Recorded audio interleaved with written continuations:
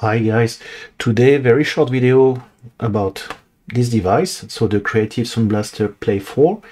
I unboxed the product I think 2 months ago or something like that. In one of the comments I was asked if I could share a few words on this product, so I decided to make a mini kind of test or mini review on the product. So this is the Play 4, which has been released earlier this year.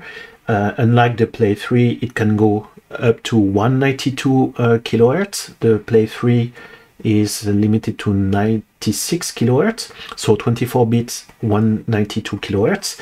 It's compatible with different devices: Mac, PC, Nintendo Switch, or PlayStation 4, for example. The only thing is, and it's written here, the application, the software, is only available right now on Windows, which is a big minus for me because I mainly use macOS for work or at home. And but anyway, I have a Windows machine and I can present it anyway. And the only thing is, I on my machine, the machine I use or usually use, I tried to install the software. I was able to install the software, but I was not able to launch the application because it crashed all the time. So I had to find another machine, a Windows machine, and I have this one. So just a few words about the device itself. It's USB-C, and you have a button to mute or unmute yourself. There's another action button. I will say a few words a bit later. And you have the 3.5 millimeters jack. And it's coming also with an adapter, which is cool because you don't always see this. So USB-A to USB-C. In my case, I just need USB-C on this machine. And you have the user guide or quick start, I think it is called. There's one important part just here. So yeah, there are different things, but one important part here, it's just mentioning there are two modes, mode 1 and mode 2. Just to summarize, the mode 1 has a wider compatibility list range. So here it's written PC, Mac, PS4 and Nintendo Switch, while the mode 2 is only PC and Mac. So the only difference on those two modes, and this is something I observed, is the mode 2, it's written will provide improved audio quality for PC and Mac. The only thing I noticed is that when you choose the mode 1, you're limited to 96 kilohertz, while the second mode is going up to 192 kilohertz. So I don't know, maybe there are some other differences, but I did not notice it. So yeah, there's a button, there are different things, and it's very easy to switch from one mode to another, so it's not a big deal. Have a look at this if you want. So I put here next to it the Apple. So this is a USB-C 3.5 millimeters. From Apple. This is from another company. I bought it on Amazon. This is 10 euros, and this is probably more or less the same. And while this is 30 euros, but probably you can find it a bit, I would say a few euros cheaper, probably between 25 and 27 euros. So I made some tests because I wanted to be able to test it and say a few words about that as well. So unfortunately, I don't have headset here at home. So I have many cams, and the thing is, to find something where I have a microphone, it was a bit more difficult than I thought. So I found one. So it's from Apple. It's the ear pods, which were given with some older phones, and you can see here you have 4 segments, so TRRS, and so you just plug it here, and then you can use it. Of course, if you just want to listen to, I don't know, you want to play some games, or you just use a normal one, TRS, and it works as well. So I made some tests with this. I play around also with the application on Windows. So just before saying switching and presenting the software part, I just wanted to say the audio is good. It's not that great, I would say, but it's good. Of course, I'm a bit spoiled because when I work, I usually put music through my Diablo, and so I plug it on the computer and I plug my headphones here. The thing is, here with this device I have an excellent sound, but while this is almost 1,000 euros, this is 30 euros. So, you know, this it's not playing on the same level. So, but this is the sound is pretty good. For me, it's a bit kind of metallic and a bit artificial, especially if you are like me and you're messing maybe too much with the application or with the settings.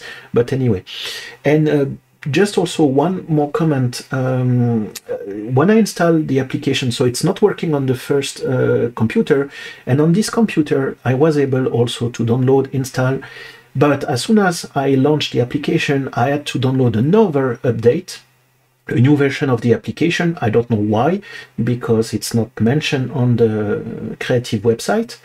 And so I installed the second time, then I launched, and then there was another update, third one, to for the drivers. And once the drivers were installed, I had to reboot. And I don't know, for me it's very messy. So you install 3 times something and then you need to restart. So on this side it's not very good. There's also another thing. When you install different things, I don't know what is the target of audience for this device, if it's only home users or also professionals. But you have to keep in mind that, at least I have many friends, they cannot install anything on their computers because they do not have administrative rights. So therefore they cannot install the application. And I don't know if they can install the drivers, but in this case they would not be able to install the application. So if you have a professional computer, I mean, quite restricted by your IT department, just keep in mind that you might have some issues to install the software layer. So I plugged the computer to the acquisition, so you can see the video, and I will just plug this here, so you can see it's blinking, it will appear, and I'm switching to the other up. Here you go. Okay, so I will go very quickly because you can always ask me questions in the comments if you want. So you have different options here. You have the sound mode. There are different presets. It's coming directly with when you install the application. For music, for gaming, so you have a list of games. I just left the default value there. The Acoustic Engine, it's a place where you're going to fine-tune the music or the way you like it. I didn't touch at this part. I used the SmartComs kit, and I can show you when you activate it, you have 3 different options. So the voice detect, it's something I didn't use. I tried with a colleague, and it was weird because it was cutting, because, you know, it's going to mute the microphone by itself and unmute by automatically. And I think it was not working that well, or maybe during the call we had, it was not that great. So I turned it off. And I like the noise clean out and the noise clean in. So it's when you have a background noise, for example, if you have a fan or something and you don't want that the people during your call, you do not want to, I would say, you want to clean the sound you're sending to the meeting, you can activate it. I left it as auto adjust, and it's the same when with the noise clean in. So the sound which is coming from, for example, during your call, and if a colleague, I don't know, someone behind him is cutting some trees, or I don't know, using a vacuum cleaner, and you can clean this sound. On my side, I tried with air purifier I have here. So it's a machine which is cleaning, cleaning the air, so removing pollens or dust or etc. you can have in the air, and it's extremely efficient. It's working very well. So my colleague just heard the beep beep beep when I started the machine, and when I turn it off. So then we have the crystal voice. So there are here 3 options. I like the first one, the smart volume and the acoustic echo cancellation, but I activated at the beginning also the voice morph, and it's probably not something you want to, or just for testing purpose maybe, but the voice morph, you can have a higher pitch or lower pitch and just manipulate your voice, but I'm not sure it's that really useful. It's just for fun.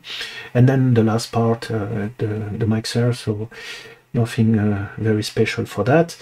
On the playback, here you can select different modes. So here I am on the second mode, so this is why I have 192 kilohertz.